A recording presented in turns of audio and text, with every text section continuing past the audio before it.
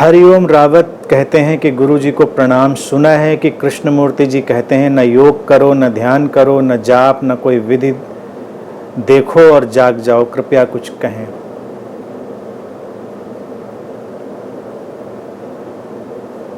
ठीक है, कृष्णमूर्ति जी कहते हैं तो बिल्कुल अच्छा कहते हैं। जरूरत तो किसी बात की नहीं है। व्यक्ति का ठीक ठीक जीवन को देख लेना और जाग जाना संभव है, सरल है। लेकिन योग की अपनी अहमियत है, ध्यान की अपनी अहमियत है। योग भी घटता है, ध्यान भी घटता है। व्यक्ति के जीवन में जब जो जरूरी है वो घटता है, और जब घटता है तो वो कृष्णमूर्ति की नहीं सुनता। वो कितना भी चिल्लाएं, घट जाता है। और जब नहीं होना होता है तो कृष्णमूर्ति की जरूरत भी नहीं होती बताने की कि योग की जरूरत नहीं, ध्यान की जरूरत नहीं, किसी मार्ग की जरूरत नहीं।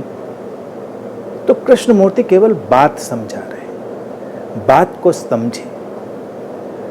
और आपने कृष्णमूर्ति की अगर जीवनी का अध्ययन किया होगा तो तुमको पता होगा कि वो नियमित सुबह योग करते थे, कृष्णमूर्ति जी। और जब उनसे कोई पूछता था तो कहते थे फिजिकल फिटनेस के लिए करते। योग प्राणायाम उनके जीवन का नियमित हिस्सा था, कृष्णमूर्ति जी का। अब रहा सवाल ध्यान का, तो वो ध्यान में भी बैठते थे, लेकिन ध्यान में तो हमेशा रहते थे। तो इसलिए वो कह सकते थे कि ध्यान की कोई विधि नहीं होती, ध्यान का कोई सिस्टम नहीं, रूपरेखा नहीं होती, और वो सब चीजें कह सकते थे। सत्य सरल है, हमेशा संभव है। कृष्णमूर्ति का ये आह्वान था।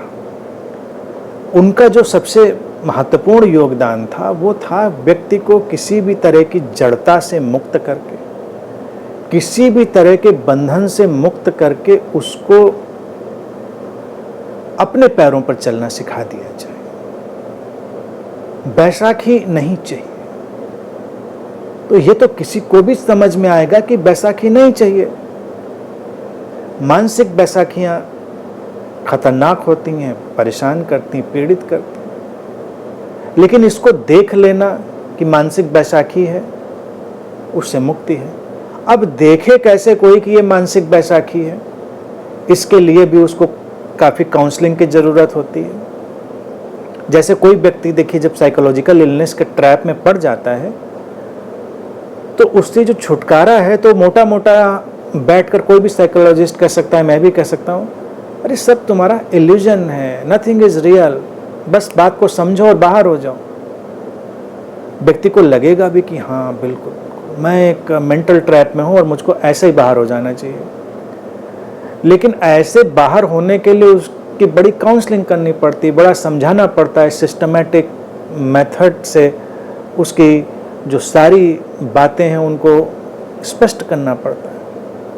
फिर वो एक दिन मुक्त हो जाता है। जब वो मुक्त हो जाता है तो उसको खुद लगता है कि क्या था, सब हमने ही रचा था, कुछ भी उसमें रियल नहीं था, और थैंक गॉड कि हम उससे फ्री हो गए, कहीं कोई अटकाव नहीं। तो साइकोलॉजिकल ट्रैप ऐसे आते हैं। व्यक्ति निरंतर अनेक अनेक किस्म के साइकोलॉजिकल ट्रैप का शिकार है। ध्यान भी एक ट्रैप बन जाता है एक मुकाम पर आकर, योग भी ट्रैप बन जाता है एक मुकाम पर आकर, साधना ट्रैप बन जाती है, गुरु ट्रैप बन जाता है, स्पिरिचुअलिटी, रिलीजन सब ट्रैप बन जाता है एक मुकाम पर आकर। व्यक्ति है ही ऐसा कमाल का प्राणी ना। अस्तित्व ने जब इंसान को रचा तो उसने उसको कई पॉसिबिलिटी दी। उसको एक पॉसिबिलिटी दी कि वो हर बुरी से बुरी चीज में श्रेष्ठ से श्रेष्ठ संभावना खोज लेगा और जीवन को सुंदर बना लेगा। फिर इसी के साथ पैरेलल दूसरी पॉसिबिलिटी भी दे दी। यही द्वैत है, डुअलिटी, क्योंकि एक ही चीज मिल नहीं सकती। तो जब एक चीज मिली कि निकृष्ट से श्रेष्ठ खोज लेगा इंसान और जीवन को सुंदर बना लेगा, तो समानांतर उसको दूसरी पॉसिबिलिटी भी मिल गई कि श्रेष्ठ से वो निकृष्टतम खोज लेगा और जीवन को नर्क बना लेगा। तो सुंदर से सुंदर ज्ञान से सुंदर व्यवस्था से भी व्यक्ति अपने लिए बैसाखियां, ट्रैप, पिंजड़े खोज लेता है, परेशान हो जाता है। और ज्यादा बड़ी परेशानियां भी आती तब हैं जब ज्यादा बड़े सुलझाव के करीब हो। छोटी मोटी परेशानियां छोटे मोटे में निपट जाती हैं। तो इंसान तो देखिए बड़ा अद्भुत प्राणी है।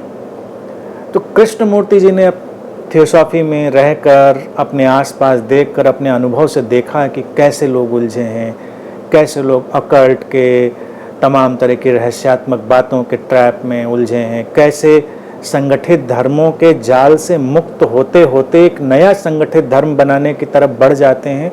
तो उन्होंने बड़े नज़दीक से देखा, इसीलिए बड़े ही अथॉरिटी से और बड़ी शार्पनेस से उन्होंने अपनी बातें रखी, लोगों को छूती थी। लेकिन सबसे बड़ी जो आयरनी है और मज़ेदार बात है, जिसको मैं हमेशा कहता हूँ, जब कृष्णमूर्ति कहते थे गुरु की आवश्यकता नहीं, और लगातार गुरु का रोल प्ले करते थे। भाई ये बात तो तब उनकी बिल्कुल पक्की होती, गुरु की आवश्यकता नहीं, ये आते एक दिन और ये कहने के बाद किसी आइलैंड पर डिसअपियर हो जाते। आज के टाइम में बहुत बेनिफिट होता, ट्विटर, इंस्टा, फेसबुक पर आते और अपना स्टेटस लगाते कि no Guru is needed, good bye. लोग पढ़ लेते, देखते रहते कि हाँ कृष्णमूर्ति जी कह गए कोई गुरु नहीं चाहिए, बात तो खत्म हो गई, इतनी बात तो कहनी थी। लेकिन वो गए नहीं कहीं। ये बताने के लिए वो जब 39 साल की उम्र में उन्होंने बताना शुरू किया, उससे 91 साल की उम्र तक यही बताते रहे लगातार लोगों के सामने, कहीं इस मीटिंग में, कहीं उस जगह पर, कहीं उस जगह पर, और लगातार बड़ी मेहनत से, बड़े एफर्ट से और बड़े पैशन से। तुम 90 साल का भी उनका वीडियो यूट्यूब पे सर्च करके देखो, पैशन देखो बताने का, उनकी आंखें, उनकी भंगिमाएं, कितना जोश, एनर्जी, पैशन है बताने का। मुझसे अगर पूछे तो मैं कहूँगा कि भाई एक बार बताई बात, समझे समझे लोग, खत्म हो गई, जाओ झंझट खत्म। तो ज़रूरत होती है विधियों की, ज़रूरत होती है काउंसलिंग की भी, और कभी कभी बैसाखी की भी ज़रूरत होती है। पैर में चोट लग जाए, प्लास्टर चढ़ जाए तो बैसाखी काम करती है। तो इतना बैसाखी का एंटी भी नहीं हो जाना चाहिए कि मैं बैसाखियों को नहीं छूता, बैसाखियों से मुझे कोई लेना देना नहीं, मैं अपने टूटे पैर पे चलूँगा, उसको और तोड़ूंगा, मैं बार बार गिरूंगा, चाहे ज़िंदगी में कभी न चल पाऊँ, लेकिन मैं बैसाखी नहीं लूँगा। ये वाली अप्रोच नहीं लेनी चाहिए, ये वाला एटीट्यूड नहीं लेना चाहिए। हम्बल रहो, प्रैक्टिकल रहो। बैसाखी की जब ज़रूरत हो, पैर टूटा हो, आराम से पकड़ लो, चल जाओ। 10-15 दिन, 3 हफ्ते, डॉक्टर 3 हफ्ते में प्लास्टर काट देते ना, 3 हफ्ते चलो, उसके बाद अपने आप बैसाखी छूट जाएगी, तुमको ध्यान भी नहीं रहेगा उसका कोई मतलब था। तो स्पिरिचुअल जो ट्रुथ हैं, जो आध्यात्मिक सत्य हैं, उनको ऐसे ही समझदारी से, कॉमन सेंस से और खूबसूरती से लेना चाहिए। किसी को भी ऐसा सिद्धांत नहीं बना लेना चाहिए कि यही परम सत्य है, आप बस, मैं और कुछ सुनने वाला नहीं हूँ। जिंदगी में कूड़ा कबाड़ भी कभी कभी उपयोगी हो जाता है, और कभी बहुत काम की चीज़ें भी बिल्कुल रद्दी हो जाती हैं। रहीमदास जी ने कहा ही था, जहाँ सुई का काम है सुई काम करती, जहाँ तलवार का काम है तलवार काम करती। तो सुई भी घर में रहने दो, तलवार भी रहने दो। अब तलवार के इतने मोह में पड़ जाओ कि मैं सुई, अभी इतनी पिद्दी भर की सुई का क्या करेंगे, तो लगा लेना बटन तलवार से, तो नहीं लगेगी। और फिर तलवार का भी काम है, चलो तलवार जाने दो, पुरानी वक्त बात थी।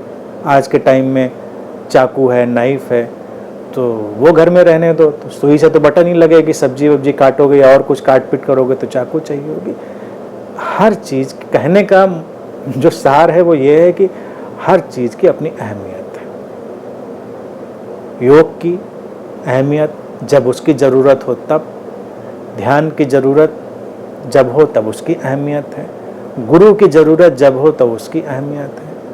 जीवन में ना कुछ पूरी तरह व्यर्थ है, जीवन में ना कुछ पूरी तरह अंतिम सत्य है। बस तुम्हारा उद्देश्य पूरा होना चाहिए, तुम्हारे जीवन में शांति, सौंदर्य, आनंद, समझ के झरने फूटें, वो रोशनी उतरे, तुमको बस इस पर ध्यान देना है। बाकी सब बातें बेमानी है। सुनो सबकी, कृष्णमूर्ति की सुनो, अनंत श्री की सुनो, इनकी सुनो, उनकी सुनो, इस कान से सुनो, उस कान से निकाल दो। मतलब सार को ग्रहण करो, एसेंस को, उनके शब्दों और उनके कॉन्सेप्ट में मत पढ़ो।